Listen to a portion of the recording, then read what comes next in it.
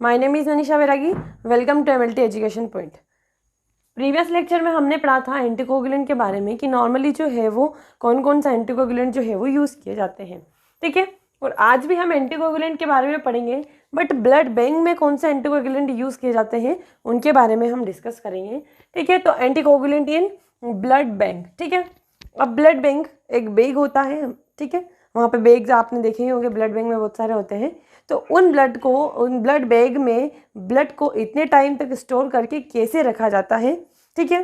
तो कौन सा एंटीकोगुलेंट जो है उनमें मिले हुए होते हैं, क्या क्या कंटेन उसका होता है, ठीक है। तो फर्स्ट वन बात करते हैं कि ACD यानी कि एसिड साइट्रेट डेक्सट्रोज, ठीक, डेक्सट्रोज ये यूज़ करते हैं, plus CPD citrate phosphate dextrose भी यूज़ करते हैं, CPDA यूज़ करते हैं, सिट्रेट फास्फेट डेक्सट्रोडेडिनिन हम यूज़ करते हैं, या फिर CPDA विथ एसिजियम यानी कि CPDA यानी कि साइट्रेट फास्फेट डेक्सट्रोड एडिनिन का हम सलाइन एडिनिन ग्लूकोज मैनिटोल के साथ भी इसका यूज़ करते हैं, ठीक है।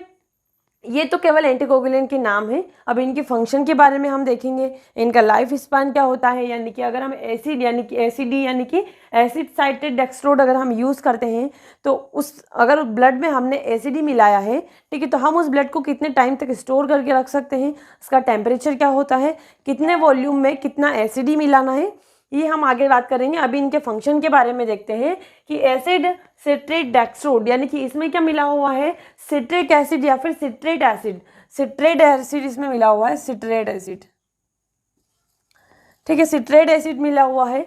सिट्रेट एसिड क्या करता है, प्रिवेंट क्रेमेलाइजेशन, यानी कि क्रेमेलाइजेशन मतलब कि अगर हम ब्लड को स्टोर करके रखते हैं बिना सिट्रेट एसिड के, ठीक है, तो मतलब कि उसमें क्रेमेलाइजेशन होने लग जाएगा, वाटर कंटेंट जो है वो कम होने लग जाएगा और शुगर का ब्रेकडाउन जो है वो RBC में या फिर ब्लड सेल्स में ज़्यादा होने लग जाएगा, ठीक है। और डेक्सट्रोड का फंक्शन क्या होता है, डेक्सट्रोड भी हमने यूज़ किया है यहाँ पे, ठीक है। तो इसका फंक्शन क्या होता है, ये क्या काम करता है, न्यूट्रिशन प्रोवाइड करता है। क्या करता है, डेक्सट्रोड का काम होता है ब्लड को न्यूट्रिशन प्रोवाइड करना, necessary for storage and metabolism of RBC, यानी कि RBC के मेटाबॉलिज्म के लिए और उसको लॉन्ग टाइम तक उसके प्रिजर्वेशन के लिए हम किसका यूज़ करते हैं, डेक्सट्रोज का, ठीक है। उसके बाद हम यूज़ कर रहे हैं साइट्रेट, ठीक है। साइट्रेट हमने किसमें यूज़ किया है, साइट्रेट फास्फेट डेक्सट्रोज में हमने यूज़ किया है, इसमें भी हमने डेक्सट्रोज यूज़ किया है। तो डेक्सट्रोज क्या करेगा, वो न्यूट्रिशन प्रोवाइड करेगा, ठीक है। साइट्रेट क्या करेगा, तो bind with calcium and prevent clotting, यानी कि क्या करेगा, कैल्शियम के साथ बाइंड करेगा। 13 क्लॉटिंग फैक्टर होते हैं, ये आपको पता ही है, मैंने प्रीवियस लेक्चर में भी बताया था। ये उसी बेस पे काम करेगा जैसे चिलेटिंग एजेंट काम करते थे, EDTA जैसे काम करता था। तो साइट्रेट भी वैसे ही काम करेगा, यानी कि कैल्शियम के साथ क्या करेगा, बाइंड कर लेगा और उसकी चेन को क्या कर देगा, तोड़ देगा, जिससे कि क्या होगा, क्लोट जो है वो नहीं बन पाएगा, ठीक है। तो प्रिवेंट क्लोटिंग जो है वो नहीं होने देता है, किसके साथ, कैल्शियम के साथ बाइंड होके।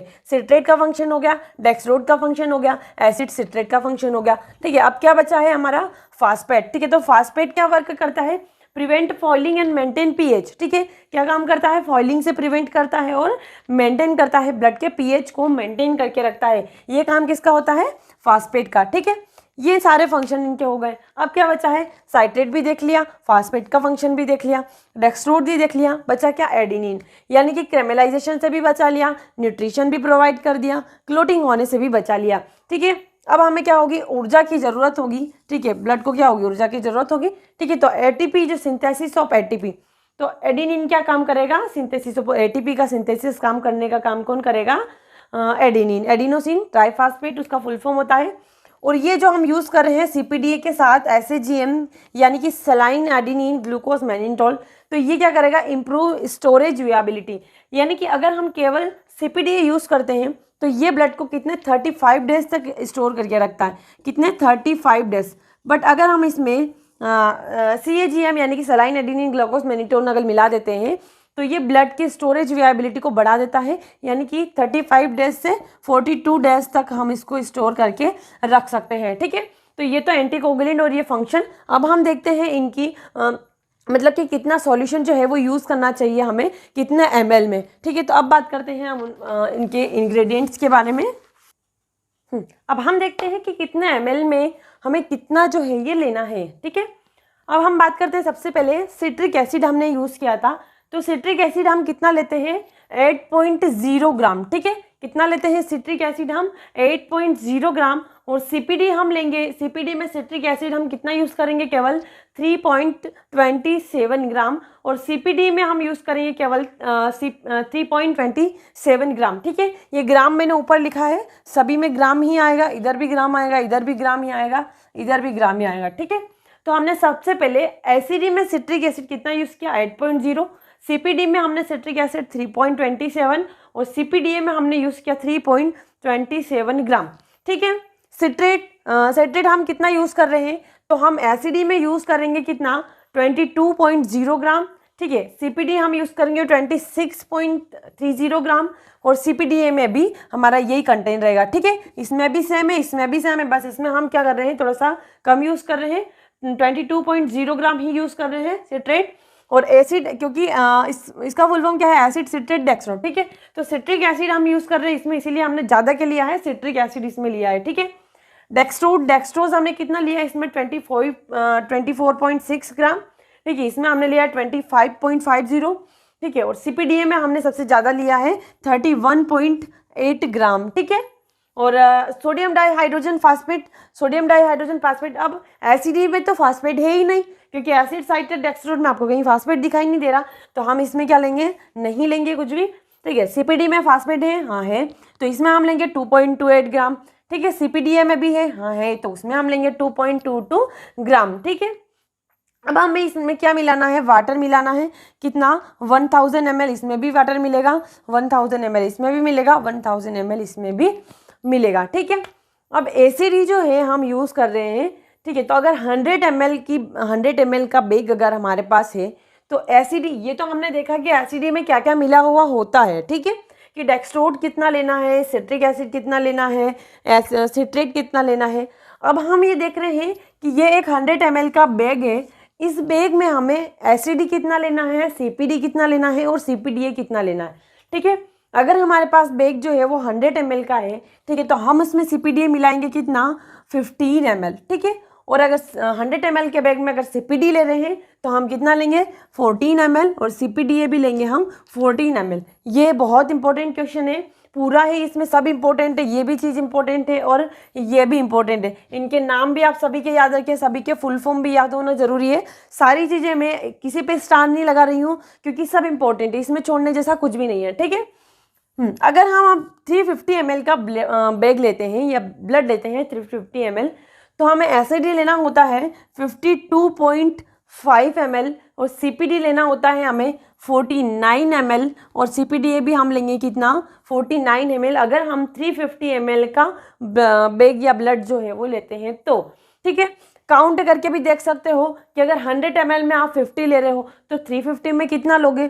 ठीक है, और अगर 350 में आप 52 ले रहे हो तो 450 में कितना लोगे, 100 बढ़ गए हैं। इधर आपने 100 ml में 15 लिया, ठीक है, तो 3 में क्या, 15 या 45, ठीक है, प्लस फिर 50 में के लिए 15 बढ़ा दो, आधा कर दो, तो कितना हो जाएगा, 52। ठीक है, इसी प्रकार इसमें भी होगा। 14 में आप 3.5 का भाग लगा के देखोगे तो 49 ही आएगा, इसमें 49 आएगा। ठीक है, तो आप केवल 100 ml से 350 ml का भी और 50 ml का भी याद रख सकते हो। ठीक है, कि अगर 100 में अपन 15 ले रहे हैं तो 200 में कितना लेंगे, 300 में कितना लेंगे, ऐसे तो आप काउंट कर सकते हो। मैथ्स तो सभी को आती होगी। ठीक है, उसके बाद ठीक है फिर भी बता देती हूँ कि 450 ml अगर हम यूज़ कर रहे हैं तो हमें एसिडी कितना लेना है, 67.5, और सीपीडी हमें कितना लेना है, 63, और सीपीडी भी हम लेंगे कितना, 63 ml। ठीक है, अब हम इनको कितने दिन तक स्टोर करके रख सकते हैं। ठीक है, यानी कि अगर हमने एसिडी मिलाया है ब्लड में, ठीक है, एसिडी वाला बैग अपने उठाया है, तो हम उसको 21 दिन यानी कि 21 डेज तक स्टोर करके रख सकते हैं हमारी ब्लड बैंक में। और अगर हमने सीपीडी मिलाया है तो भी हम 21 डेज तक रख सकते हैं। कुछ बुक में आपको 28 डेज में मिलेगा। ठीक है, कुछ बुक में 28 डेज में मिलेगा, कुछ में 21 डेज मिलेगा। और अगर सीपीडी आप यूज़ कर रहे हो तो इसमें आप जो है इसको स्टोर करके रख सकते हो 35 डेज तक।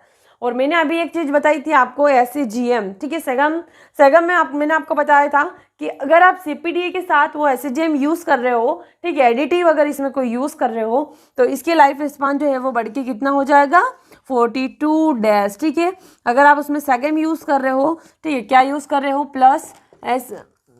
यहाँ लिख देती हूँ, प्लस GM अगर आप ये यूज़ करते हो इसमें एडिटिव के रूप में, तो ये इसका लाइफ स्पान जो है वो बढ़ के 35 से 42 डेज हो जाएगा। ठीक है, तो क्योंकि SGM का काम भी क्या होता है, उसकी वेबिलिटी को बनाना, स्टोरेज वेबिलिटी को बढ़ाना उसका काम होता है। ठीक है, अब टेम्परेचर हम देखते हैं, तो टेम्परेचर जो है वो कितने टेम्परेचर पर हमें रखना चाहिए। अगर एसिडी CPD CPDA हम यूज़ कर रहे हैं तो हम इनको रखेंगे 1 to 6 डिग्री सेल्सियस।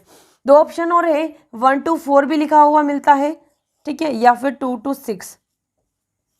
ठीक है, 2 to 6 तो इतना 100% राइट नहीं है, बट आपको क्या याद रखना है, या तो 1 to 6 डिग्री सेल्सियस या 1 to 4 डिग्री सेल्सियस आपको बुक में वेरिएशन थोड़ा बहुत जो है वो मिलता है। इसीलिए मैं हमेशा कहती हूँ कि एग्जैक्ट क्वांटिटी कभी किसी की याद नहीं करना चाहिए। ये इनकी तो एग्जैक्ट ही है, इनका मत चेंज करना, सभी बुक में आपको ये मिलेगा। ठीक है, बट जैसे टेम्परेचर हो गया, जैसे नॉर्मल रेंज हो गई, तो इनमें हर बुक में थोड़ा बहुत वेरिएशन, जैसे साइज हो गई, लेंथ हो गई, डायमीटर हो गया, तो थोड़ी बहुत वेरिएशन जो है आपको हर बुक में मिलती है, तो घबराने की जरूरत नहीं है। ठीक है, ये हमारा एंटीकोगुलेंट ऑफ ब्लड बैंक आज कंप्लीट हो गया है। मिलते हैं अगले लेक्चर में, और इसकी PDF जो है आपको टेलीग्राम ग्रुप है हमारा, तो उस पर मिल जाएगी, तो प्लीज़ ज्वाइन टेलीग्राम, और हाँ, कमेंट करके फीडबैक ज़रूर दें। Thank you.